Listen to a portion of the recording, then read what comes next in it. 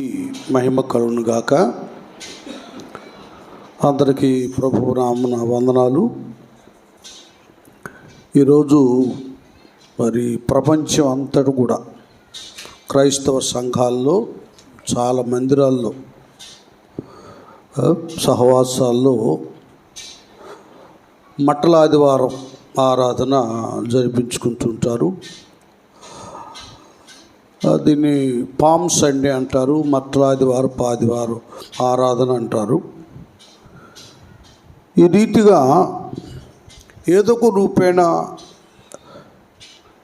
ప్రభువారి యొక్క జీవిత చరిత్రను, ఆయన చేసిన ప్రతి అద్భుత ఆశ్చర్య త్యాగపూరితమైనటువంటి కార్యాలన్నీ మనం తెలుసుకుంటానికి ఇలాంటి సంఘటనలు సందర్భాన్ని బట్టి వాటిని మనం ఆచరిస్తూ మరి ముందుకు వెళ్తూ ఉన్నాం. ఈ రోజున ఈ యొక్క పామ్ సండే, ఈ మట్టల ఆదివారపు దినమున మత్తయి సువార్తలో ఉంది మట్టల ఆదివారాన్ని గురించి. దాదాపుగా 4 సువార్తల్లో ఆ సంఘటన చక్కగా వ్రాయబడి ఉంది. పేరేమో అందరూ పండితులు మట్టల ఆదివారం అని చెప్తూ ఉన్నారు. వాస్తవంగా ఒక మట్టలే కాదు, అక్కడ చాలా ఉన్నాయి. మరి ప్రత్యేకంగా జకరియా గ్రంథంలో 9:9 జకరియా ప్రవక్త అప్పుడే ప్రవచించాడు. ఈ నీతిపరుడు సమాధానకర్త అయినటువంటి దైవ కుమారుడు ఆ గాడిద పిల్లలు తెస్తే గాడిద మీద ఆయన మరి కొనియాడబడతాడని ఆయన ఏనాడో ప్రవక్త అయినటువంటి జకరియా గారు తెలియచేశాడు. అలాగే ఆ ఘనపరిచినటువంటి ఘనతను గురించి 118వ కీర్తనలో అక్కడ కీర్తనాకారుడు కూడా ఆ ఘనతను గురించి తెలియచేశాడు అన్నమాట. ఇవన్నీ కూడా లేఖనాలు, ప్రవక్తల ప్రవచనాలు, వీటన్నిటిని గురించి వ్రాయబడి ఉంది. నేను మీకు అర్థమయ్యేటట్టుగా ఒక్క విషయాన్ని నేను తీసుకొని అక్కడ మరి శిష్యు బృందం ఆజ్ఞకు లోబడి ఎవరి గాడిదలో అక్కడ కట్టబడి ఉంటే వాటిని తీసుకురావడం అనేటటువంటిది చాలా కష్టమైంది కదా. అదేంటండి గురువుగారు, ఆ గాడిదలు ఎవరియో ఏమిటో, వాళ్ళు గొడవ పెట్టుకుంటారేమో, కొట్టేస్తారేమో, ఏమనలేదు. ప్రభువారు చెప్పినట్లుగా యోహాను సువార్త 2వ అధ్యాయం ఎలాగో కానా ఆ కళ్యాణంలో మీరు వెళ్ళండి, ఆ రాతి బాణలను నింపండి నీళ్లతో అని ఆయన ఏం చెప్పాడు. మరియమ్మ గారు కూడా ఆయన మీతో చెప్పునది చేయుడి అన్నట్లుగా ఇక్కడ కూడా శిష్య బృందం ఆజ్ఞకు లోబడ్డారు. చాలా సంఘటనలు, చాలా ఆత్మీయ అనుభూతులు ఇందులో ఉన్నాయి. ఈ మట్టల ఆదివారంలో ఒకటి ఆజ్ఞకు లోబడుతా. అక్కడ శిష్య బృందాన్ని పిలుస్తాడు ప్రభువారు. మీరు తర్వాత చదువుకోండి. మత్తయి 21వ అధ్యాయం కానీ, అలాగే మార్కు 11 కానీ, మరి అలాగే లూకాసు సువార్త 19 కానీ, యోహాను సువార్త 12 కానీ, వీటన్నిటిలో ఈ 4 సువార్తలో ఉంటుంది. మీరు వెళ్ళండి, ఆ బేతనీ ప్రాంతంలో గ్రామంలో ఇలాగున కట్టబడినటువంటి గాడిద పిల్లి ఉంటుంది, మీరు వెళ్ళి వాటిని విడిపించి ఆ కట్లు విప్పి తీసుకురమ్మంటున్నాడు. ఇది ఆజ్ఞ. ఈ ఆజ్ఞ అనేటటువంటిది దైవాజ్ఞ చాలా శ్రేష్టమైంది, గొప్పది. ఆజ్ఞకు లోబడిన వారు దీవించబడతారు. ద్వితీయోపదేశకాండం 28 అదే అంటాడు. మీరు నా మాట విని లేక దేవుని ఆజ్ఞకు మీరు లోబడిన ఎడల భూమి మీద ఉన్న సమస్తమైన జనముల కంటే దేవుడు మిమ్మల్ని హెచ్చిస్తాడు. ఆజ్ఞ అనేటటువంటిది దీపం ఉంటే ఇల్లు ఏ రీతిగా వెలుగుమయంగా ఉంటుందో, అలాగే ఆజ్ఞకు లోబడినటువంటి వ్యక్తులు, భక్తులు, వారి జీవితం అంతా కూడా వెలుగుమయంగా దీవెనకరంగా ఉంటుంది. ఒక్కోసారి దైవుని యొక్క ఆజ్ఞ కష్టతరంగానే ఉంటుంది. అది అది మనం చేయలేము, దాన్ని అనుసరించలేము కదా అన్నట్లుగా ఉంటుంది. కానీ కొద్దిగా కష్టమైనా కూడా ఆజ్ఞకు లోబడితే మన బ్రతుకులో దేవుడు అద్భుతాలే చేస్తాడు. వెళ్ళారు, మీరేం భయపడొద్దు, వెళ్ళండి. ఎవరు ఏదైనా అడిగితే అది ప్రభువునికి కావాలి అని చెప్పండి. ఇది దీనికి లింక్ అన్నమాట. సరే, వారు వెళ్ళారు, ఆ గాడిదలు విప్పుతున్నారు. వచ్చారు, అడిగారు యజమానులు, ఏంటో ఇది, ఏం పని మీరు చేసేదంటే, కాదండి ఇది ప్రభువునకు కావాలన్నారు, అందుకే ప్రభువు చెప్పారు కాబట్టి తీసుకొస్తాం. అర్థమవుతుందా? ఈ దినాన మనమందరం ఇక్కడ ఉన్నాం. మన గ్రామంలో ఎందరో ఉన్నారు, ఇప్పుడు కొందరే ఇక్కడ కనబడుతున్నారు. ఏంటి పరిస్థితి అంటే, మనము దేవుని ప్రణాళికలో ఉన్నాం. మనకు ఆయన కావాలి, మనం ఆయనకి కావాలి. మనం కావాలని ఆయన కోరుకున్నాడు. నువ్వు నేను కావాలని ఆయన తన సువార్త ద్వారా పిలిచి, ఆత్మ ద్వారా ప్రేరేపించి ఆయన సన్నిధికి మనలను తీసుకొచ్చుకున్నాడు ఆయనే. నువ్వు నేను కావాలి ఆయనకి. ఈ దినాన్ని ఇక్కడ మనం ఉన్నామంటే సాతానుగాడు ఏదో అడ్డులు అభ్యంతరాలు పెట్టాలని ఎన్ని ప్రయత్నాలు చేసినా కూడా నా పిల్లలు నాకు కావాలని ఆయన తీసుకొచ్చారు. ప్రయాసపడి భారం మోసుకుని సమస్త జనులారా నా యొద్దకి రండి అని పిలిచినటువంటి దేవుడు ఆయన యొద్దకు మనలను రప్పించుకున్నాడు. ఈ దినాన ఎందుకు సేవకులు, ఎందుకు సువార్త అంటే అనేకుల్ని దేవుని దగ్గరికి పిలవడానికి. సేవకులు చాలామందికి అర్థం కావడం లేదు. మరి గ్రామాలకు వెళుతున్నారు, మరి చిన్న అరణ్య ప్రాంతానికి వెళుతున్నారు, కొండ ప్రదేశాలకు వెళుతున్నారు కదా. ఒక్కోసారి అయితే పెద్ద పెద్ద జనరేటర్ నాస్ సెంటర్ లాంటి దగ్గర కూడా కొన్ని బ్యానర్సు వాక్య సంబంధమైన వ్యాన్ పెట్టుకొని వారు అలాగ నిలబడి సంచరిస్తున్నారు.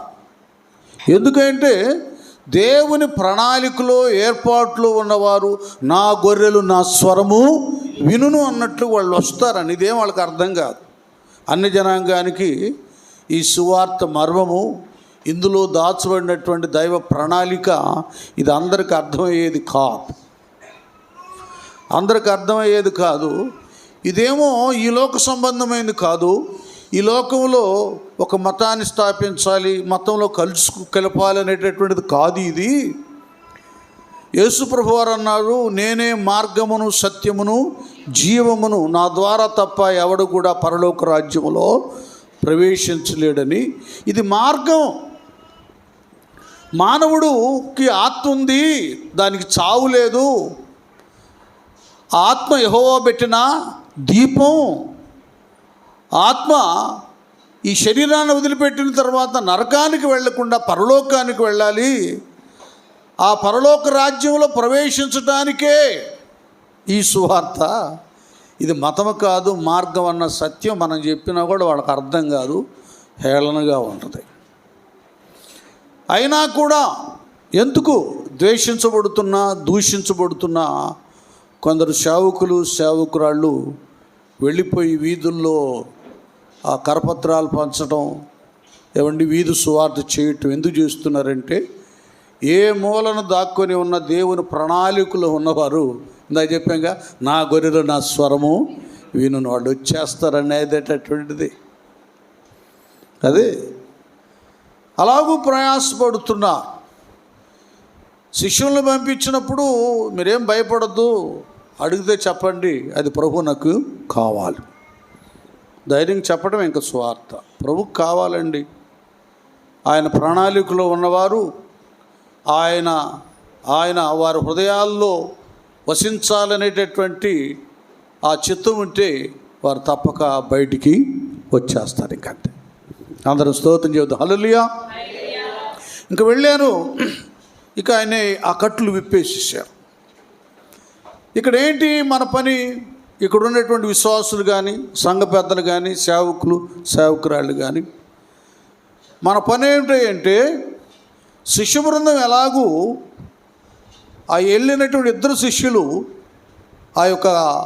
ఆ కట్లను ఆ తాళ్లను విప్పి వేశారో 2 విధాలుగా మనం వాటిని విప్పాలి. ఒకటి ప్రార్థన ద్వారా, 2 సువార్త ద్వారా.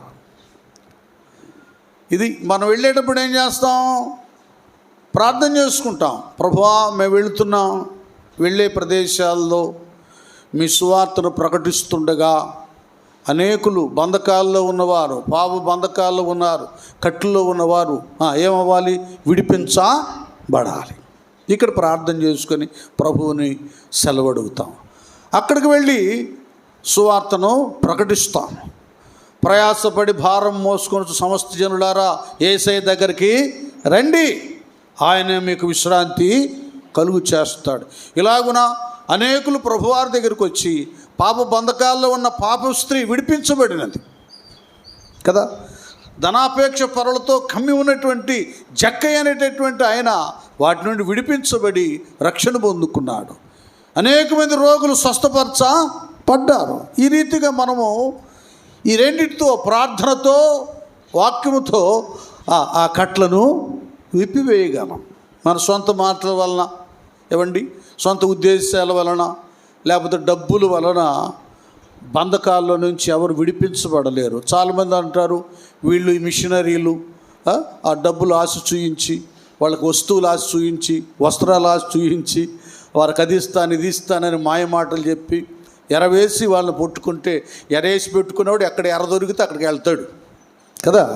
ఈ మతం ఏంది, ఆ మతం ఏంది, ఇక్కడ పాస్టర్లు ఇస్తే వెళ్తాడు, అక్కడ పూజారులు ఇస్తే వెళ్తాడు, అక్కడ ముల్లాలు ఇస్తే వెళ్తాడు. వాడికి కావలసిన డబ్బులు కాబట్టి ఎక్కడ దొరికినా వెళ్ళిపోతాడు. ఎక్కడ ఉదాహరణ మీకు అర్థమయ్యేటట్టు చెప్తాను కదా. కొంతమంది అడుక్కునే వాళ్ళు ఉంటారు. క్రైస్తవుల మధ్యకి వెళ్ళి యేసుప్రభు ఫోటో మెడలో వేసుకొని నడిపించు నానావా అని పాడుకుంటూ వెళ్తారు కదా. అలాగే 5వ సహోదరులు వెళ్తారు, వాళ్ళకి సంబంధించినటువంటి దేవుని గురించి భజనలు చేసుకుంటూ వెళ్తారు. అలాగే ముస్లిం సహోదరుడికి వెళ్తారు, వారికి సంబంధించినటువంటి ఆ పాట పాడుకుంటూ అలా చెప్పుకుంటూ వెళ్ళిపోతుంటారు. వాళ్ళకి కావాల్సింది డబ్బులు. వాళ్ళకి మతానికి కులానికి ఏం సంబంధం లేదు. కాబట్టి ఎక్కడికి వెళితే ఏ పాట పాడితే డబ్బులు వేస్తారో ఆ కులాన్ని బట్టి, మతాన్ని బట్టి అక్కడికి వెళ్ళి వాళ్ళకి సంబంధించిన దేవుళ్ళు పాటలు పాడుకుంటారు. కనుక ఇది డబ్బులు ఇచ్చి మతం మార్చేది కాదు. ఇది ప్రార్థన ద్వారా, వాక్యం ద్వారా సత్యాన్ని ఎరిగి వారే విడుదల పొందుకునేటటువంటి పరిస్థితి కానీ మనుషులు మార్చేటటువంటిది కానే కాదు. దేవుని స్తోత్రం, హల్లెలూయా. అక్కడికి వెళ్ళిపోయి వీరు అదే పని చేశారు, ఆ కట్లు విప్పేశారు. ఇది ప్రభువు కావాలన్నారు. ఇక వెంటనే ఇంకోటి చూడండి, పరిస్థితి జరిగినటువంటి పరిస్థితి ఏంటంటే, చక్కగా ఆ గాడిద పిల్లలను తీసుకొస్తుండగా, వాస్తవంగా చాలా పశువులు చూసినట్లయితే ఒకవేళ కొంతకాలం వాళ్ళు పెంచి వాడిని అలాగ చేసి ఇలాగ చేసి ఏదో చేస్తే ఆ యజమానుడి దగ్గర నుంచి రావటం చాలా కష్టం కదా. మళ్ళీ వెనక్కి వెళ్ళిపోతారు. రావట్లేదని అతను వచ్చి, యజమానుడు వచ్చి ఆ ఊరు దాకో ఆ ప్రాంతం దాకో వదిలిపెట్టి వెళ్ళిపోతాడు. ఎట్లా కట్టి ఇంకా వాళ్ళు మళ్ళీ అక్కడ కట్టేసిన తర్వాత చావిట్లో అప్పుడు వచ్చేస్తారు. ఇక్కడ ఏంటంటే వారు విప్పగానే వెంటబడి శిష్యులు వెంబడి రావడం జరిగింది. స్తోత్రం చేద్దాం, హల్లెలూయా. ఇది వినండి, అర్థం చేసుకోండి. ఆత్మ సంబంధంగా రావడం జరిగింది. కనుక మీరు సువార్త ప్రకటన చేస్తున్నారు, ప్రార్థనలు చేస్తున్నారు. దేవుడు ఎన్నిక ఏర్పాట్లో ఉన్నటువంటి వారు ఆటోమేటిక్గా దేవుని మందిరానికి కదిలి వస్తారు. హల్లెలూయా, గట్టిగా హల్లెలూయా. తప్పగా వస్తారు, ఇంకంతే వస్తారు. అయితే అటు ఇటు కానిటువంటి వాళ్ళు కొన్ని మనం చెప్పినప్పుడు, సువార్త చెప్తా ఉన్నప్పుడు ఏమవుతుందంటే, మనం వాక్యాధారంగానే మీరు సమస్యలో ఉన్నారా, ఇరుకులో ఉన్నారా, వ్యాధుల, ఆర్థిక సమస్యల, దేవుడు తప్పక మీకు సహాయం చేస్తాడు రండి అన్నప్పుడు వాళ్ళు ఏది వింటారంటే వాళ్ళ ఆర్థిక సమస్యలు, రోగాలు, కష్టాలు. చాలా ట్రై చేసాం, అక్కడికి వెళ్ళాం కదా, ఇక్కడ కూడా చూద్దాం. అప్పుడు నేను సేవ ఆరంభంలో ఒక ఆయన సౌండ్ మైక్ పెట్టడానికి వచ్చేవాళ్ళు. ఆయన చెబుతున్నాడు, మొన్న అది చేశాను, నేను ఇది చేశాను, ఎన్ని చేశాను, అక్కడ ఆ దేవుడి దగ్గరికి ఈడి దేవుడి దగ్గరికి వెళ్ళా, ఈ సంవత్సరం మీ దేవుడి దగ్గరికి రావాలనుకుంటున్నానండి పాస్టర్ గారు అన్నాడు. ఈ సంవత్సరం మీ దేవుడి దగ్గరికి రావాలనుకుంటున్నాను. వచ్చేది ఏంద్రా బాబు, వచ్చిపోయేది కాదు, ఇది హృదయం ఇచ్చేది, దేవునికితో సన్నిహిత సంబంధాలు ఏర్పాటు చేసుకునేది దైవ సన్నిధి అంటే, సంఘం అంటే, మందిరం అంటే, క్రైస్తవం అంటే అని చెప్పడం జరిగిందండి. కాబట్టి చాలామంది ఏంటంటే అలాగొస్తారు. అందుకే అంటాడు యెషయా గ్రంథంలో భలే మాట ఉంటుంది కదా, యెషయా గ్రంథంలో 1వ అధ్యాయంలో వాడు చెప్తాడు కదా, ఎద్దు తన యెషయా గ్రంథం 1వ అధ్యాయంలో అది ఎద్దు తన కామందును ఎరుగును, గాడిద అర్థమవుతుందా? గాడిద ఏం తెలుసుకుంటుంది? సొంతవాని దొడ్డే తెలుసుకొనును. యెషయా గ్రంథం 1వ అధ్యాయం నాన్న ఎన్నో వచ్చును? 3వ వచనం. చూసారా, దీని లక్షణం ఏంటంటే సొంతవాని దొడ్డి తెలుసుకొనును. 1:3 ఇది ఇప్పుడు వచ్చేస్తుంది శిష్యులు వెంబడబడి యేసయ్య దగ్గర అక్కడ నిలిచుంటానికి. ఇక్కడ జరుగుతుంది ఏంటంటే చాలా గాడిదలు సొంతవాని దొడ్డి తెలుసుకోరు కదా. ఆ సేవకుడు సేవకురాలు వాళ్ళ చుట్టూ తిరిగి వాళ్ళ కొరకు ప్రార్థనలు, ఉపవాస ప్రార్థనలు చేసి దేవుని సంఘానికి నడిపించి, కొందరికి బాప్తిసాలు ఇప్పించి వాళ్ళు రక్షణ పొందుకొని ప్రభు శరీరంలో రక్తంలో పాలి భాగస్థులు అవటం ఇలాగూ జరుగుతూ దేవుని యొక్క ఆ యొక్క సొంతగాని దొడ్డి దేవుని సంఘానికి వాళ్ళు వస్తూ ఉండగా చాలా మేళ్ళు ఉపకారాలు పొందుకుంటారు. ఇప్పుడు ఈ గాడిదలైతే సొంతగాని దొడ్డిని ఎరిగినన్నాడు ఇక్కడ రాయబడి ఉంటే, ఈ గాడిదలైతే తమ దొడ్డివి కాని వాటికి వెళ్ళిపోతున్నారు. సొంత సంఘం, సొంత మందిరం, సొంత సహవాసంలో ఎదిగే విధానం, ఒక నియమంలో బ్రతికే బ్రతుకు చాలామందికి లేదు ఈ గాడిదలకి. ఇప్పుడు ఎక్కడ గడ్డి కనపడితే, ఎక్కడ ఏదో కనపడితే అటువైపు పరిగెత్తేటటువంటి మంది ఎక్కువ అయిపోయారు. అలా ఉండకూడదు. ఇక్కడ క్లియర్గా ఉంది, గాడిద సొంతవాని దొడ్డి తెలుసుకోవాలి. మన కోసం ఎవరు ప్రార్థన చేశారు, ఎవరు కన్నీరు విడిచారు, రేయనక పగలనక మన ఇంటి చుట్టూ తిరిగి మన సమస్యల కొరకు, ఇబ్బందుల కొరకు ఎవరు పాటుపడ్డారో వాళ్ళని తెలుసుకోవాలి. అలాంటిది లేదు. చక్కగా శిష్యులు ఏమట్టు వెళ్ళిపోయి గాడిదలు అక్కడ ఉన్నాయి. అద్భుతమైన విషయం ఏంటంటే, ఒక చిన్న లింక్ నేను మీకు చెప్పాలి. అసలు ఏంటి పరిస్థితి, ఈ గాడిదనే ఎంచుకుంటానికి కారణం ఏంటి? వాస్తవంగా ఈ లేవి కాండం కానీ ఇక మనం చూసినట్లయితే నిర్గమాకాండంలో కానీ అక్కడ ఈ గాడిదని గురించి, ఎందుకంటే ఇశ్రాయేలులకి కొన్ని లింకులు ఉన్నాయి కదా. ఏంటి ఆ లింకులంటే, మరి పవిత్రమైనటువంటి జంతువులు కదా, అపవిత్రమైన జంతువులు ఉన్నాయి కదా. తినడానికి అర్హమైనటువంటివి పశువులు, జంతువులు ఉన్నాయి. తినకూడనటువంటివి కూడా లేవి కాండంలో, నిర్గమాకాండంలో, పాత నిబంధనలో దేవుడు మోషేకు తెలియచేశాడు.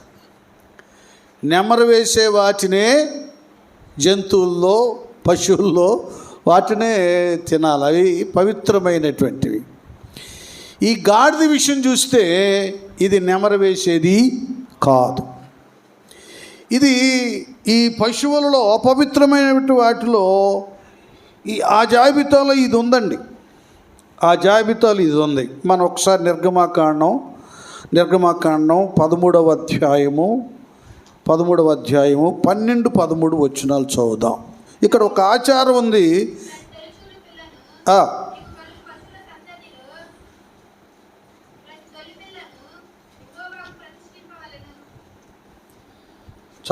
చదవమ్మా.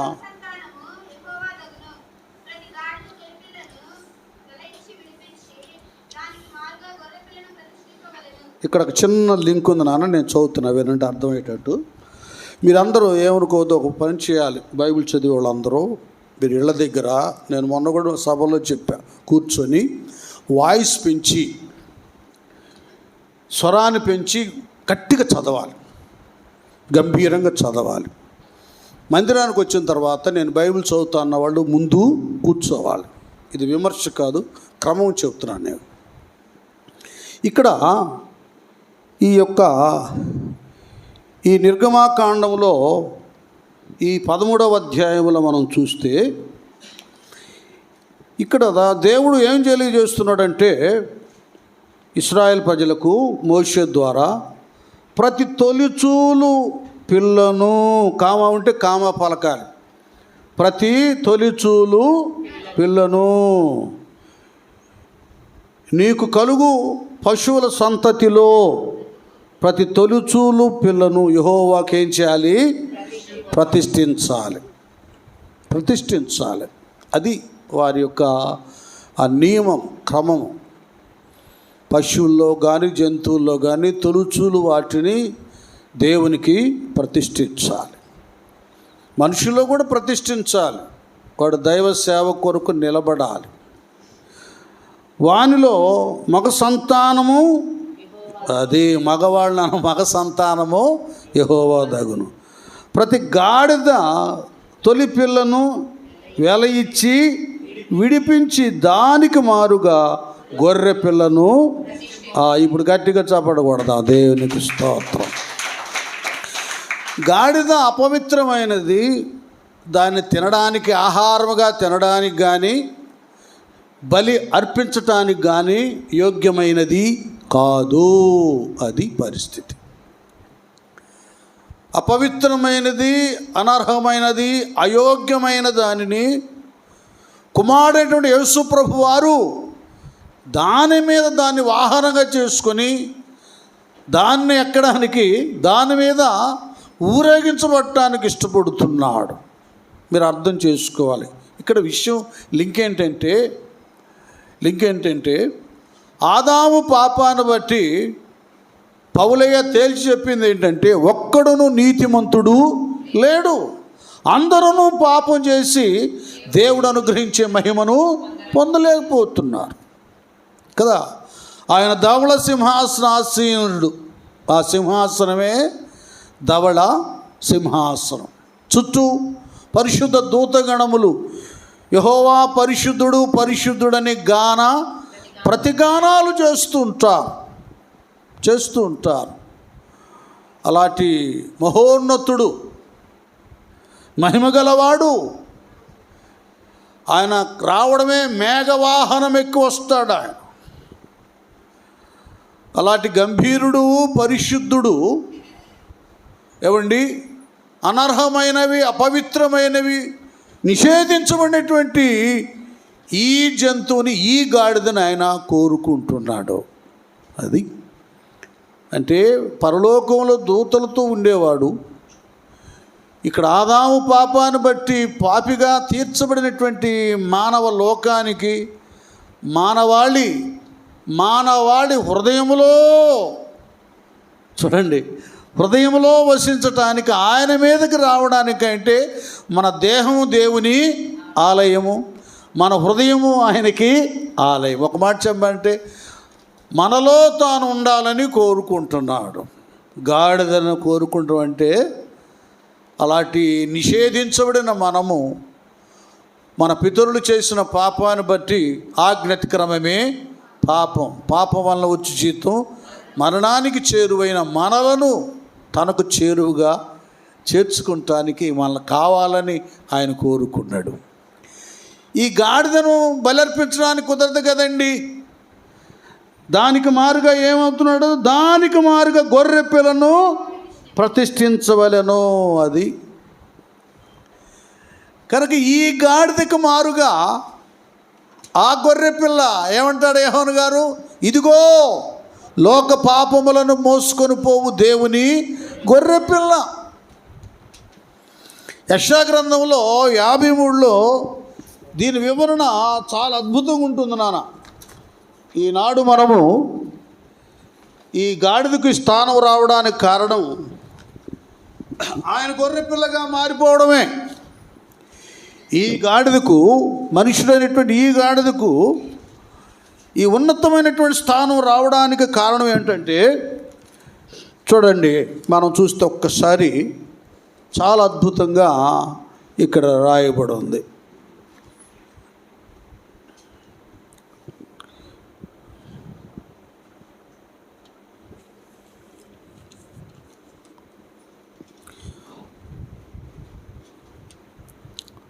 నేను చదువుతున్నానండి.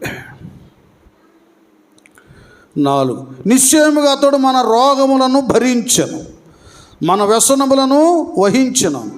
అయినను మొత్తబడిన వానిగాను, దేవుని వలన బాధింపబడిన వానిగాను, శ్రమనొందిన వానిగాను మనం అతని ఎంచితిమి. మన అతిక్రమము క్రియలను బట్టి అతడు గాయపరచబడను, మన దోషములను బట్టి నలుగుగొట్టబడను. మన సమాధానార్థమైన శిక్ష అతని మీద పడెను, అతడు పొందిన దెబ్బల చేత మనకేం కలుగుతుంది? అది. మనమందరం గొర్రెవలె త్రోవ తప్పితివి, మనలో ప్రతివాడు తనకిష్టమైన త్రోవకు తొలగిను. యెహోవా మనందరి దోషం అతని మీద మోపెను. దేవుడు తండ్రి ఏం చేశాడు? మనందరి దోషం ఆయన మీద. అతడు దౌర్జన్యము నొందెను, బాధింపబడినను అతడు నోరు తెరవలేదు. వదకు తేబడు గొర్రె పిల్లయు, బొచ్చు కత్తిరించు వాని ఎదుట గొర్రెయు మౌనముగా ఉండునట్లు అతడు నోరు తెరవలేదు. అన్యాయపు తీర్పు నొందినవాడై అతడు కొనిపోబడెను. అతడు నా జనుడు అతిక్రమను బట్టి మొత్తబడెను. దేవునికి స్తోత్రం. హల్లెలూయా. మన కొరకు ఆయన గాడిదగా మనం బలిపీఠం దగ్గరికి వెళ్ళడానికి అర్హత లేదు కనుక మన పాపము తన మీద వేసుకొని శిలువ మ్రాను ద్వారా ఆయనే వదక తేబడినటువంటి గొర్రె పిల్లగా మారిపోయాడు. అది అక్కడ లేవి కాండము, నిర్గమాకాండంలో కూడా ఈ యాజకులు బలి అర్పించేటటువంటి సమయంలో ఒక వ్యక్తి తాను పాప పరిహారార్థ బలిగా ఒక గొర్రెను బలి అర్పించాలంటే యాజకుడు ఏం చేస్తాడంటే, ఎవరైతే బలి అర్పించబోతున్నాడో అతని చేతులు ఈ గొర్రె పిల్ల తల మీద పెట్టు అంటాడు. అర్థం ఏంటంటే, ఇతడు చేసిన ప్రతి భారము కదా, ప్రతి పాపము, దాని భారం అంతా ఆ గొర్రె పిల్ల మీద తల మీద వేస్తున్నాడు. అంటాం కదా, అది వాడు చేసిన అప్పులు నా మీద పడ్డాయిరా, నా నెత్తిన పన్నీరా, నేను తేల్చాల్సి వచ్చిందంట. చూసారు, ఈ రీతిగా మన భారం అంతా కూడా మనకు అర్హత లేదు, మన రక్తంలో పరిశుద్ధత లేదు, మన ప్రార్థనలో, పశ్చాత్తాప ప్రార్థనలో కూడా సరైనటువంటి విధానం లేదు. కనుకనే మొట్టమొదటి మన కొరకు ఆయన ప్రధాన యాజకుడుగా కదా, సర్వమానవాళి కొరకు గొర్రెపిల్లగా ఆయన రక్తాన్ని చిందించాడు. మన కొరకు కలువరి శిలువలో అప్పుడే తండ్రి వీరేమి చేయుచున్నారు, వీరెరుగురు వీరిని క్షమించమన్నాడు. అంటే అర్థం ఏంటంటే, ఆయన క్షమాపణ స్థితిని తీసుకురాకపోతే మనం చేసేటటువంటి పశ్చాత్తాప ప్రార్థనకు ప్రాయశ్చిత్తం ఉండేది కాదు. అక్కడ ఇచ్చేసాడు, అక్కడ ఓపెన్ చేసేసాడు అన్నమాట. తాను చేసి అక్కడ తాను ప్రార్థన చేశాడు, అక్కడ తాను క్రయధనముగా రక్తాన్ని చిందించాడు. ఈ రెండు లింక్ వలన ఈ దినాన నువ్వు కానీ నేను కానీ విశ్వాసులు కూడా ఎన్నో పర్యాయాలు అనకూడని మాట్లాడటం, కొన్ని అవిధేయతగా ప్రవర్తిస్తాం. మళ్ళీ దేవుని సందులో మోకరించగానే మనం మాట్లాడిన ప్రతి మాట జ్ఞాపకానికి వచ్చి భయపడయా, నన్ను క్షమించయ్యా, ఆవేశంతో ఉద్రేకంతో అన్నాం ప్రభు అని ఎన్నో పర్యాలు ఆయన దగ్గర మనం విజ్ఞాపన చేసుకుంటాం. ఆయన క్షమించకపోతే మన ప్రార్థనలు అంగీకరించబడేయా, మన సమస్యలు తీర్చబడేయా, మనకు ఆదరణ కలిగేదా? కేవలం ఈ గాడిద బదులు ఆయన గొర్రె పిల్లై రక్తం చిందించిన దాన్ని బట్టి మనకు ఒక ఉన్నతమైన ఆధిక్యత అనుగ్రహించబడినది. అనుగ్రహించబడడం మాత్రమే కాకుండా అద్భుతమైన రీతిగా మనలో ఆయన వసించటానికి అవకాశం కల్పించబడింది. దేవుని స్తోత్రం చెప్దాం. హల్లెలూయా, హల్లెలూయా. చూడండి, ఇక్కడ ఇదే యెషయా గ్రంథంలో ఈ 53వ అధ్యాయంలోనే 10, అతన్ని నలుగుగొట్టుటకు యెహోవాకు ఇష్టమాయను, ఆయన అతనికి చదువునాను. చూడండి ఎంత క్లియర్గా ఉంది. తన్ను తానే అపరాధ పరిహారార్థ బలి చేయగా అతని సంతానము నెక్స్ట్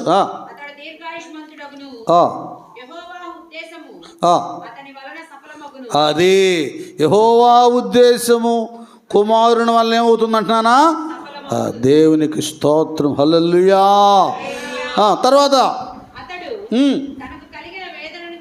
తనకు కలిగిన వేదనను చూచి నీతిమంతుడైన నా సేవకుడు అది దేనుల దోషములను భరించి తనకున్న అనుభవ జ్ఞానము చేత అనేకులను అది ఇప్పుడు గట్టిగా చప్పట్లు కొట్టండి. దేవునికి స్తోత్రం. అనేకులను ఎలాగట? నిర్దోషులుగా వచ్చారు. ఇది ఈ గొర్రెగా ఆయన మారటం వలన ఈ గాడిదకు ప్రతిగా ఆ గొర్రె బలిగా అర్పించబడటం వలన చూడండి ఈ విధమైన ఆధిక్యత మనకు అనుగ్రహించబడింది. కాబట్టి కనుకనే ఈ గాడిదకు ఒక ఉన్నతమైన స్థితిని స్థానము కల్పించబడింది. చూడండి, ఇక్కడ ఈ మార్కు సువార్తలో కానీ మరి మత్తయి సువార్తలో కానీ ఆ రీతి కానీ ఈ 4 సువార్తల్లో కూడా ఆ గాడిదను అలా తీసుకొచ్చారు. తీసుకొచ్చినప్పుడు ఏం చేశారంటే కట్లు విప్పబడినటువంటి గాడిద మీద తీసుకొచ్చిన తర్వాత పైన ఆయన కూర్చుంటానికి వస్త్రాన్ని వేశారు. ఏం వేశారు? అక్కడ 26 మీరు చూసుకున్న తర్వాత వస్త్రాన్ని వేసేసారు.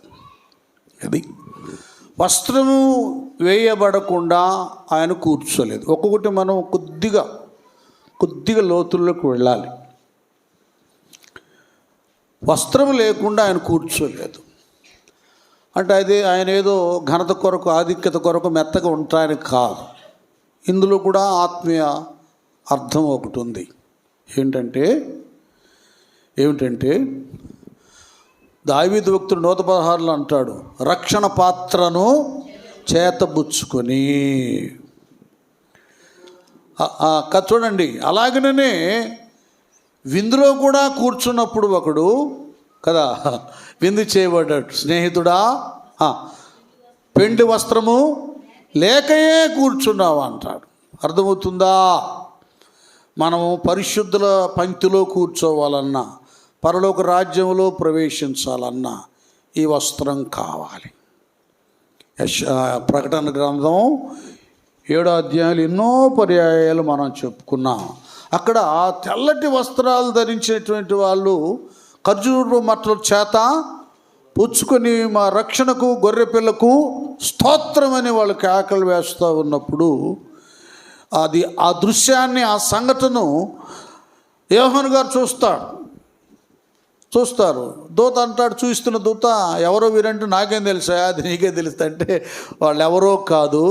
ఎవరంటున్నాను? వాళ్ళు మహాశ్రమల నుండి వచ్చిన వారు గొర్రె పిల్ల రక్తములో తమ వస్త్రములను ఉతుక్కొని దేవునికి స్తోత్రం చెబుతా. హల్లెలూయా, గట్టిగా హల్లెలూయా. అది లెక్క. గొర్రెపిల్ల రక్తములో తమ వస్త్రాలను ఏం చేసుకున్నారు? తెలుపు చేసుకున్నారు, శుద్ధి చేసుకున్నారు అన్నమాట. అంటే మన భాషలో పేతురు గారిని 3000 మంది అడుగుతారు, అయ్యలారా మేమేమి చేతుమని వారి పేతురుని కడమ పోస్తున్నాడు. అడగగా పేతురయ్యా ఇలా చెబుతాడు, అయ్యా మీరు మారు మనసు పొందండి, పాప క్షమాపణ నిమిత్తం ప్రతివారు యేసుక్రీస్తు నామమున బాప్తిసం పొందండి. దాని లింకే యేసయ్య అంటాడు, నమ్మి బాప్తిసం పొందినవాడు గట్టిగా చప్పట్లు కొడదాం. దేవునికి స్తోత్రం. యేసుని రక్తము పాపముల నుండి సుని రక్తము పాపముల నుండి నోళ్ళతో నాను తీర్చలేము, నోళ్ళతో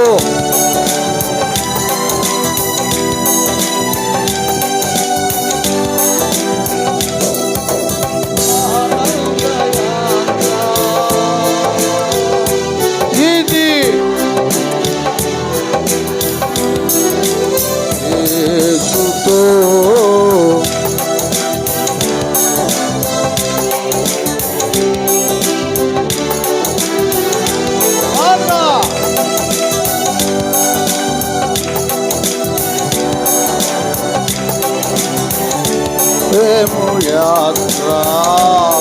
హల్లెలూయా. మీరు చదువుకోండి సువార్తల్లో. ఆ గాడిద మీద ఏం చేశారు? పైన వస్త్రం కప్పారు. ఉందా లేదా? అక్కడ ఉంది, కప్పినారు. కనుక ప్రతి వ్యక్తి హృదయంలో అతడు భక్తుడుగా తీర్చబడి ఆ హృదయంలో ప్రభు ఉండాలంటే, ఆ శరీరాన్ని ప్రభువు ధరించాలంటే, లేక ఆవరించాలంటే, ఆ ప్రభావం ప్రతి ఒక్కరు కూడా అజ్ఞాన కాలమందు దేవుడు చూడట్టు. ఇప్పుడైతే అంతటను అందరూ మారు మనసు పొందాలి. ఇంకంతే, మారిపోవాలి. మారు మనసు పొంది పాప క్షమాపణ నిమిత్తం, అయ్యా క్షమించయ్యా, నా జన్మ కర్మ పాపాలను తొలగించయ్యా, క్షమించయ్యా అంటే ఆయన రక్తము యేసు రక్తము ప్రతి పాపిని వాని పాపములను ఏం చేస్తుంది? పవిత్ర పరుస్తుంది. ఆ తదుపరి ఏం చేయాలి? బాప్తిస్మము పొందాలి. నమ్మి బాప్తిస్మం పొందినవాడు అదే రక్షణ వస్త్రము. అది రక్షణ అనేది మనలో ఉంటే, మనము పొందుకుంటే, రక్షణ మనం పొందుకుంటే, చక్కగా పౌలయ్య అంటాడు, క్రీస్తులోనికి బాప్తిసం పొందిన వీరందరూ, చెప్పాలండి అమ్మగారు చెప్పండి, క్రీస్తులోనికి బాప్తిసం పొందిన వారందరూ ఎలా ఉంటారంట? క్రీస్తుని ధరించి ఉన్నారు. ఎవరైతే బాప్తిసాలు పొందారో, మారు మనసు పొంది పాప క్షమాపణ పొందుకొని వారందరూ క్రీస్తుని ధరించారు. రెండు రకాలుగా ప్రభువారు మనలో ఉన్నాడు. ఆసీనుడై ఉన్నాడు. ఒకటి హృదయంలో ఉన్నాడు, రెండు శరీరాన్ని ఆవరించి ఉన్నాడు. చూడండి, మీకు అర్థమయ్యేటట్టు చెప్తాను. కొందరికి దెయ్యాలు పట్టినప్పుడు శరీరానికి కూడా రోగం వస్తుంది. మీరు మార్కు సువార్త 9 తర్వాత చదువుకోండి. అక్కడ మూర్ఛల వ్యాధి వాడికి మోగదైన చెవిటి దెయ్యం పట్టినప్పుడు వాడికి మోగతనం వచ్చింది, చెవిటితనం వచ్చింది, మూర్ఛలు వచ్చింది. శరీరాన్ని ఆవరించి అనారోగ్య పాలు చేస్తుంది, అంతరంగాన్ని ఆవరించి నరకం పాలు చేస్తుంది. అదే రక్షణ పొందుకున్నప్పుడు క్రీస్తు మనలో ఉండి మన హృదయ పవిత్రతను కాపాడుతుంటాడు. ఆయన మన శరీరాన్ని ఆవరించి ప్రతి విధమైన వ్యాధి బాధ రోగం రాకుండా సంరక్షిస్తుంటాడు. గట్టిగా చప్పట్లు కొడదాం. దేవుని స్తోత్రాలు. బాగా మీరు వినాలండి. ఆ వస్త్రములు కప్పిన తర్వాత ప్రభువారు ఆ గాడిద మీద కూర్చున్నాడు. ఇప్పుడు చాలామందిలో జరుగుతుంది ఏంటంటే, చక్కటి రక్షణ వస్త్రాన్ని జారు విడుచుకుంటున్నారు, దాన్ని మురుగు చేసుకుంటున్నారు. ప్రకటన గ్రంథంలో కూడా వార్నింగ్ ఇచ్చాడు, మీ వస్త్రాలను దొంగలు దొంగిలించకుండా దాన్ని జాగ్రత్తగా కాపాడుకోండి. ఎప్పుడు మన వస్త్రం, రక్షణ వస్త్రం జారిపోతుంది, ఆ వస్త్రం జారిపోయి లోకంలో పడిపోతే దేవుని మహిమ ప్రభావం మనల్ని తొలగిపోతుంది. ఎప్పుడు ఆ వస్త్రం దూరం అయిపోతుందంటే, ఒకడు యెరూషలేము నుండి ఎరుకోకి దిగొస్తున్నాడు. యెరూషలేము అనగా సమాధాన పట్టణం, దేవుని సన్నిధి ఉన్న స్థలము, ఆరాధన జరిగే స్థలము, ప్రార్థన విజ్ఞాపనల ధ్వని వినబడే స్థలము, ధర్మశాస్త్రము బోధించే స్థలము. అంటే సహవాసాన్ని, మందిరాన్ని, సంఘాన్ని, పరిశుద్ధులను అంతటిని వదిలిపెట్టుకొని వాక్యం లేదు, ప్రార్థన లేదు, సహవాసం లేదు, ఉపవాసాలు లేవు, ఏమి లేవు, అన్నీ వదిలిపెట్టుకొని. ఎరుకో అంటే వ్యాపార ప్రాంతం అన్నమాట. అది లోకం. ఇక్కడేదో సాధించాలి, సంపాదించుకోవాలి, సమకూర్చుకోవాలని దేవుని సన్నిధిని వదిలిపెట్టి ఎరుకో అని శపితమైన లోకం వైపు దిగి వెళుతున్నాడు. యెరూషలేము 7 కొండల మీద కట్టబడిన పట్టణము, ఎరుకో దిగువ ప్రాంతము. ఉన్నతమైన ఆత్మీయ స్థితిని విడనాడుకొని కిందకు దిగజారిపోవటమే ఇది. కొందరు బ్రతుకులకు అర్థం కాదు. పాస్టర్ గారు, పాస్టమ్ గారు ఏంది ప్రార్థన మానేసామని కొద్దిగా గట్టిగా చెబితే, కొద్దిగా నియమాన్ని చెబితే వారి మీద రివర్స్ అవుతారు.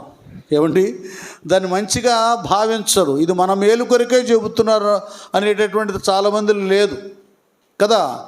పగవాడట, మీరే చెప్పాలి, పగవాడు లెక్కలేనని ముద్దును పెట్టును, మేలు గోరి స్నేహితుడు గాయాలను చేస్తాడు. చాలామంది చాలా సునాయాసంగా మాట తప్పుతారు. వస్తానని రారు, ఇస్తానని ఇవ్వరు, చేస్తానని చెయ్యరు. నేను దేవుని పిల్లలకి మనందరం చెప్పుకునేది ఏంటంటే, మాట మనం తప్పకూడదు. నీతిమంతుడు నష్టం కలిగిన మాట తప్పడం. ఒకసారి ఒక టీం వచ్చేసింది నా దగ్గరికి, వాళ్ళందరూ బంధువులు అవుతారు అని కొంతమంది బాప్తీసాలు ఇప్పించారు. అన్న నెలకొకసారి వస్తావు, అది ఇది ఏదో చాలా అన్నారు. రాలేదు 2-3 నెలలు గడిచిపోతున్నాయి. నేను ఫోన్ చేసి ఒకే ఒక మాట చెప్పాను, నేను మిమ్మల్ని విమర్శించడం లేదు, లేకపోతే మీ గురించి ఏం చెడ్డగా నేను మాట్లాడట్లేదు, దైవ సేవకుని కనుక నియమం ప్రకారం మాట్లాడుతున్నా కనుక నేను మాట్లాడానని మీరు రాకపోయినా దేవునికి స్తోత్రం, మీరు ఏమి ఇవ్వకపోయినా దేవునికి స్తోత్రం. ఇప్పుడు సేవకుడు వాళ్ళు ఇస్తారని వాళ్ళు ఏ వంకర టెంకర బ్రతుకులు బ్రతికినా దాన్ని సర్దుబాటు చేసుకోకూడదు. ఎందుకంటే మేము వాస్తవాలు చెప్పకపోతే రేపు దేవుని దగ్గర నిలబడాలి. నువ్వు వాళ్ళు చెడిపోవడానికి, వంకరగా తిరగటానికి కారణం నువ్వేగా. ఇప్పుడు ఒక చెట్టు పెంచుతున్నాం, ఆ మొక్కను దాన్ని ఏం చేస్తాం, ఎవడ ఆడింటి మీద ఈ ఇంటి మీద రోడ్డు వైపు తిరగకుండా దాన్ని చక్కగా ఎట్లాగా నిలపాలి, అలాగే నిలుపుకుంటాం. ఒక విశ్వాసుని కూడా సేవకుడు అటు చేయాలి. విన్నవాడు బాగుపడతాడు, వినకపోతే వాళ్ళ కర్మ వాళ్ళదే. చెప్పాను, మీరు ఏమన్నారు, మీరు చదవరులు, ప్రసంగాలు కూడా చేసేవాళ్ళు ఉన్నారు. మనమే మాట మీద నిలబడకపోతే మనం బోధించే బోధ విన్న వాళ్ళు ఏమి నిలబడతారు బాబు? అది తప్పది. వాళ్ళు మంచి ఉద్యోగాల్లో ఉన్నవాళ్ళు అలా ఉండకూడదు. అవునంటే అవును, కాదంటే కాదు, వస్తానంటే వస్తా, రానంటే రాను, ఇంకేదేదో చెప్పుతున్నాడు. ఆ విషయం చాలా నీతి నియమంలో మనం బ్రతికితే మేలిమి బంగారంగా ఉంటాం, మనకు విలువ వచ్చింది. మన స్థితిని మనం చండాలం చేసుకోకూడదు. భక్తులు మనం ఏమైంది దీనికి? యెరూషలేములో చక్కటి సహవాసం, యాజకత్వం, ప్రార్థన, విజ్ఞాపనుడు, అంత ఉన్నతంగా ఉన్న సమాధాన పట్టణాన్ని వదిలిపెట్టి వాడికి ఎవడు చెప్పాడు ఏంటో ఎరుకోకు దిగి వస్తూ చాలామంది ఇలాగో ఆత్మీయ జీవితాల నుంచి దిగిపోతున్నారు. వాళ్ళకి అర్థం కావడం లేదు, దిగిపోతున్నారు. దిగిలాగొస్తూ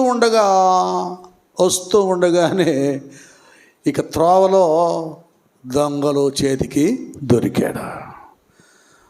వారు ఏం చేశారు, కొట్టినంత కొట్టి అక్కడ వెండి కానీ బంగారం కానీ నగలు కానీ తీసుకున్నట్టుంది నాన్న. లోకాలు మీరు చదువుకోండి, ఏమీ లేదు. ఏం తీసేశారు? వస్త్రాలు దొంగిలించారు. అర్థమవుతుందా? నీ రక్షణ నువ్వు కాపాడుకుంటూ ఉన్నదాన్ని బట్టి ప్రభు నీ హృదయంలో ఉన్నాడు, నీకు చుట్టూ వలయంగా ఉన్నాడు. స్తోత్రం, హల్లెలూయా. ఆ రక్షణ నువ్వు ఎంతవరకు కాపాడుకుంటావు అంత భద్రంగా నీలోనే ఉంటాడు. సైతాన్ గాడు ఏదైనా వచ్చి ఎత్తుగడలు వేసి నేను ఏదో పతనం చేయాలన్నా వాడి వల్ల కదమము వాళ్ళ నాన్న ఉన్నాడుగా అని ఎట్ట వెళ్తారో, వాళ్ళ ప్రభు ఉన్నాడని వాడు వెళ్ళిపోతాడు. రక్షణను జాగ్రత్తగా కాపాడుకోవాలి. ప్రార్థన లేదు, భక్తి లేదు, ఉపవాసం లేదు, విజ్ఞాపన లేదు, వాక్యం లేదు, అన్నీ లేవు. బలహీనుడైపోయాడు. సహవాసులుంటే ఆ లెక్క వేరు. నువ్వు చేయకపోయినా పక్కన సిస్టరో బ్రదరో నీ కోసం ప్రార్థన చేయటం మాత్రమే కాకుండా నీలో ఒక ఉద్యమాన్ని మేల్కొలుపుని తీసుకొని వస్తారు. అందుకు సహవాసం అంటే ఎవరింట్లో వాళ్ళు చేసుకోవచ్చండి మనం కదా. కమ్మకి ఇంట్లో కూర్చొని ఆ 4-5 ఉంటే ఒక పాట పాడుకొని ఒక కీర్తన చదువుకొని ప్రార్థన చేసుకొని చక్కగా తింటా టీవీలు చూసుకుంటూ ఉండొచ్చు ఇంట్లో. సహవాసం ఎందుకు? కొన్ని మనం దేవునికి అవిధేయులంగా ప్రవర్తిస్తాం, కొన్ని నియమాలు తప్పుతాం, నిష్ఠ తప్పుతాం, గట్టిగా చెయ్యం. ఇంట్లో ప్రార్థన చేసుకుని ఇటు చూస్తాం అటు చూస్తాం, మధ్యలో మంచినీళ్ళు తాగుతాం, ఏవేవో జరుగుతుంది. అది సంఘంలో కుదిరిద్దా? భయం వేస్తుంది. పక్కన ఆడు చూస్తున్నా ఇటు చూస్తున్నారు, ఏంది క్రమశిక్షణ లేదనుకుంటారని కొన్ని ఉంటాయి రూల్స్. అవి అలాగుంటుంది పరిస్థితి. ఇంట్లో ఉన్నవాడు అందుకే తప్పేది. క్రమంగా స్కూల్కి కాలేజీకి వెళ్ళే పిల్లలు బాగా చదువుతారు, బాగుపడతారు. కనుక అలాగొస్తుంటే వాడికి ఎన్ని ఆత్మ సంబంధమైన అన్నీ పోయి బలహీనుడైపోయాడు. మామూలుగా అయితే బలం గట్టిగా ఉంటే కరాటే ఏదో నేర్చుకున్నట్టుగా ఉంటే వాడు నలుగునైనా కొట్టి వేస్తాడు. ఇప్పుడు ప్రార్థన భక్తి లేదుగా. అంతకుముందు నువ్వు ప్రార్థనలో భక్తిలో ఉన్నప్పుడు కల్లో వచ్చి వాడు నేను డిస్టర్బ్ చేస్తూ ఉండేవాడు. వెంటనే యేసు రక్తమే జయం సైతాననే కల్లోనే గద్దించేవాడు, వాడు పారిపోయేవాడు. ఇప్పుడు లేదు, బలహీనమైపోయింది. మునుపు భక్తి లేదు, ప్రార్థన లేదు, విజ్ఞాపన లేదు, నియమం లేదు, దానికి తగ్గట్టు పరిశుద్ధత కూడా కోల్పోయిన పరిస్థితి. వాడికి చాలా భలే ఛాయిస్ వచ్చేసింది. పట్టుకొని కొట్టుపడేసారు, కొట్టేసేసి వస్త్రాలు తీసి అవతల దోచుకున్నారు. అది దోచుకున్నారు. కనుక మనకు దైవ సన్నిధి సహవాసం సరిగ్గా లేకపోతే రక్షణ వస్త్రాన్ని పోగొట్టుకుంటాం. ఇంకంతే. ఇంక నీ వల్ల కాదు. డబ్బుల వలన సమస్య తీరదు, బలం వల్ల సమస్య తీరదు, పలకం వలన సమస్య ఇంకా ఎక్కువైపోద్ది అన్నమాట. చూడండి, అలాగే ఈ వస్త్రం గాడిద మీద వేయబడినటువంటి కప్పిబడినటువంటి వస్త్రం కింద జారిపోకూడదు. అది భద్రంగా ఉంటేనే భద్రంగా ప్రభు గాడిద మీద ఉంటాడు. హల్లెలూయా. అది ముందు చూసుకోవాలి. ఈ గాడిదలో మనం ఆ రక్షణ వస్త్రం ఉందా లేదా, జారిపోతుందా, కాపాడుకోవాలి. మన జీవితకాలం అంతవరకు యేసయ్య రాకడ వరకు ఈ రక్షణ వస్త్రం మన మీదే కప్పబడి ఉండాలి. సైతానుగాడైన దొంగలు వాటిని దొంగిలించకూడదు. అది కాపాడుకోవలసిన బాధ్యత మన మీద ఉంది. అది కాపాడబడాలంటే యెరూషలేము అనబడే సంఘము సహవాసం నీకు చాలా చాలా అవసరం. అది అవసరం. ఇక్కడ వీళ్ళని సంరక్షిస్తారు. కొద్దిగా నీకు అర్థమయ్యేటట్టు చెప్తాను. ఎందుకంటే మనం ప్రార్థన చేసుకుంటున్నాం. దాదాపు అందరూ వరాలు కలిగిన బిడ్డలే ఉంటారు దాదాపుగా. నేనంటే కొందరు నేను చెప్పను, ఎందుకంటే ఆ వరం లేదనుకున్న వాళ్ళు అసలు లేదేమో అనుకుంటారు. అందుకు నేను చెప్పేది, అందరికీ దేవుడు ఆయన పక్షపాతి కాడు. కాకపోతే నీ సోమర్తనం, నీ బద్ధకం, నీ నిర్లక్ష్యం, నీ తిండిపోతనం, ఎప్పుడు కూడా ప్రార్థనలో ఉండి కూడా కొండ దగ్గరికి వెళ్ళిద్ది మనసు, వంటగది ఎట్టుందో, ఈ దరిద్రపు ఆలోచనలన్నీ నీకు ఆత్మ లేకుండా, అభిషేకం లేకుండా నీ స్థితిని సర్వనాశనం చేస్తాను. అందుకే నిద్రపోతావు వచ్చి మందిరంలో. ముందు ఈ దరిద్రాన్ని వదిలించుకోవాలి విశ్వాసులు. ఆయన సన్నిధికి వచ్చే వాళ్ళందరూ ఎవరు కూడా బలహీనులు కారు. కొన్ని స్కూళ్ళు ఉన్నాయి, కొన్ని కాలేజీలు ఉన్నాయి. అక్కడ ఆ స్కూల్లో చేరు మా అబ్బాయిని అక్కడ చేర్పించాలి, ఎందుకంటే వాళ్ళందరూ మంచి ర్యాంకులు. ఆ అబ్బాయికి ఫస్ట్ ర్యాంక్ అంటే సెకండ్ ర్యాంక్ కదా, మంచి మార్కులు అక్కడక్కడ పదండి, అయితే పదండి. అట్లాగే ఆధ్యాత్మిక విధానంలో దేవుని యొక్క సన్నిధానములో ఆ నియమాన్ని సరిగా పాటిస్తూ జీవిస్తూ ఉండాలి భక్తులు. మన సంఘాలను కూడా అలాగ పవిత్రంగా, ఆత్మీయంగా, ఉన్నతంగా మలుచుకోవాలి. ఇంకంతే. ఆ మధ్యలో అలాగ పడినప్పుడు ఏమవుతుందంటే, మనం ప్రార్థన చేస్తుండగా బిడ్డలకి కొన్ని బలహీనతలు బయలుపరుస్తాడు, కొన్ని విషయాలు దేవుడు బయలుపరుస్తాడు. కొన్ని సంగతులు ఎవరెవరికి ఏ సమస్య ఉందో, ఇబ్బందుల్లో ఉన్నారో, లేకపోతే ఏ విషయంలో వాళ్ళు దేవునికి దూరమై ఉన్నారో వరాలు కలిగిన బిడ్డలు తెలియజేసినప్పుడు ఇంక అర్థమైపోద్ది మనకి. నిజమేనక్క, నిజమేనమ్మా, నిజమే సిస్టర్, నేను అలాగే ఉన్నాను బ్రదర్, నిజంగా ఈ విషయంలో నేను కొద్దిగా బలహీనంగా ఉన్నాను, ఇప్పుడు కూడా అనుమానంతోనే ఉంది పరిస్థితి, దేవుని ద్వారా మాట్లాడాడు. ఇట్లా సరిచేయబడతాం. సంఘంలో ఉంటే వాక్యం ద్వారా సరిచేయబడతాం, ప్రవచనాల ద్వారా సరిచేయబడతాం, దర్శనాల ద్వారా సరిచేయబడతాం, హెచ్చరిక ద్వారా సరిచేయబడతాం. జారిపోతున్న వస్త్రాన్ని మరలా సరిగా వేసుకుంటాం. ఏదో ఎడారిలో ఉంటే, అడవిలో ఉంటే, ఎక్కడెక్కడ ఉంటే కదా, ఎవరు చూడరు కదా, ఎంత జారిపోయినా ఏమైనా ఏది అర్థం కాదు. ఎడారి అంటే లోక బ్రతుకులో ఉంటే, అదే దేవుని మధ్యలో ఉంటే, దేవుని పిల్లల మధ్యలో ఉంటే, పరిశుద్ధుల మధ్యలో ఉంటే, నీతి నియమం గల బిడ్డల మధ్యలో ఉంటే, నీ రక్షణ వస్త్రం జారిపోకుండా వాళ్ళు కాపాడతారు. గట్టిగా చప్పట్లు కొట్టారు. దేవునికి స్తోత్రం. వాళ్ళు కాపాడుతారు. ఈ ప్రభువారు మనలో ఆసీనుడై నిత్యం ఉండాలంటే మనం పొందుకున్న రక్షణ ఆనందాన్ని మనం జారు విడుచుకోకూడదు, రక్షణ వస్త్రాన్ని. అందుకే దావీదయ్య తాను చేసిన పొరపాటును ఎరిగినటువంటి వాడై, అయ్యా నీ రక్షణానందం నాకు మరలా దయచేయము. స్తోత్ర హల్లెలూయా. చూడండి, అర్థమైంది ఆయనకి. రక్షణలో ఉన్న ఆనందం, ఆ వస్త్రంలో ఉన్న వైభవము చాలా ఉన్నతమైనది. అది నేను జారు విడుచుకున్నానంటే నా సమస్తమైన ఆత్మీయ ఆనందం, కృపా, వరం, అన్ని విధాల అభిషేకాన్ని నేను పోగొట్టుకుంటానని దేవుని దగ్గర ఏడ్చి ప్రార్థన చేస్తున్నాడు. చాలామందికి అర్థం కావట్లా. ఉచితంగా యేసే రక్తం చిందించి ఈ రక్షణ భాగ్యాన్ని మనకు ఉచితంగా అనుగ్రహిస్తుంటే ఏముందిలే అనుకుంటుంటారు. లేదండి, అది విలువైనది, ఘనమైనది, దాన్ని కాపాడుకోవాలి. అందుకే అంటున్నాడు, వీరు గొర్రె పిల్ల రక్తముతో తమ వస్త్రములను తెలుపు. ఎక్కడికి వెళ్ళారు వాళ్ళు? ఇక్కడ గాడిద ప్రక్క నుండి ఖర్జూర మట్టలు చేత పట్టుకొని స్తోత్రం చెల్లించడమే, హోసన్నా జయం అంటం కాకుండా పరలోకంలో కూడా మా గొర్రె పిల్లకు, మా రక్షకునికి, మా ప్రభువుకి స్తోత్రములని మహాశబ్దముతో, అదే గట్టిగా చప్పట్లో దేవునికి స్తోత్రం. అది కనుక ఈ వస్త్రం మనం కాపాడుకుంటే పరమందు ఆ ఉన్నతమైన స్థితిని, స్థానాన్ని ప్రభువారు మనకు కలుగు చేస్తాడు.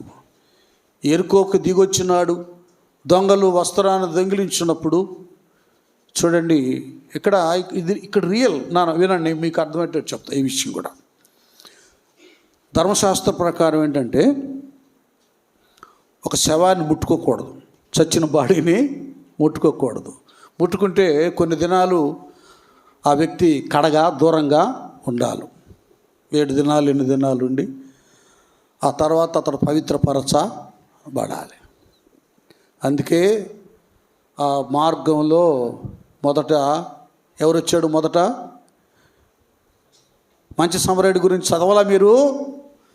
ఆ కింద త్రోవ పక్కన పడ్డవాడు, కొరప్రాణుతున్నవాడు, మొదట ఎవరు వచ్చారు?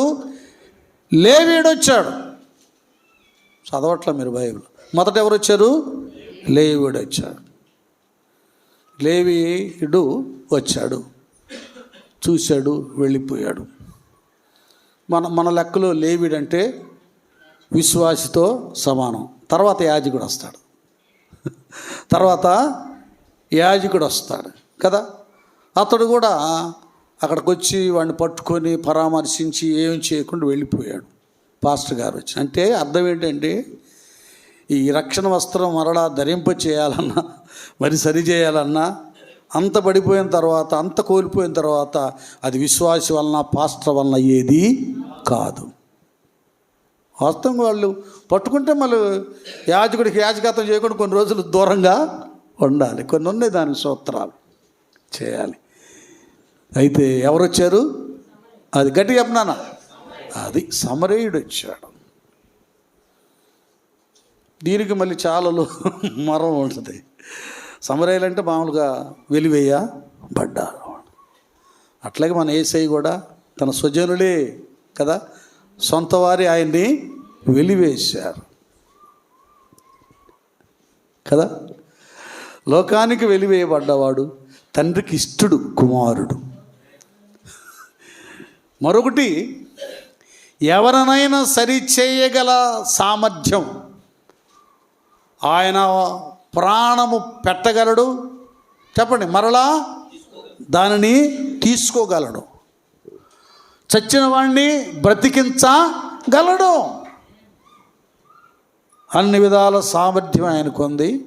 అయితే ఒక చిన్న లింక్ ఏంటంటే, ఎవరిని కూడా చంపల ఆయన. చూడండి అసలు ఎంత అద్భుతం.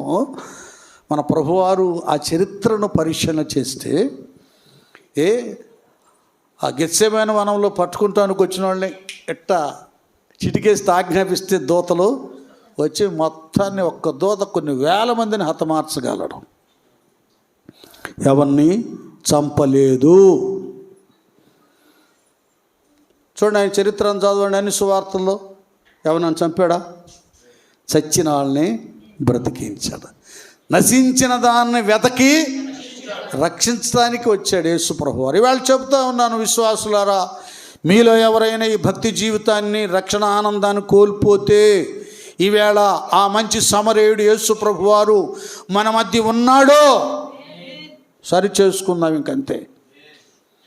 మళ్ళీ ఆయనే వస్త్రం ఇచ్చిన ఆయనే, రక్షణ వస్త్రం ఇచ్చిన ఆయనే వస్త్ర మరణ మన మీద కప్పి ఆయనే మనలో వసిస్తాడు. చూడండి అంత ప్రేమ అయినది. వచ్చాడు ఆయన, ఆ సమరయుడు.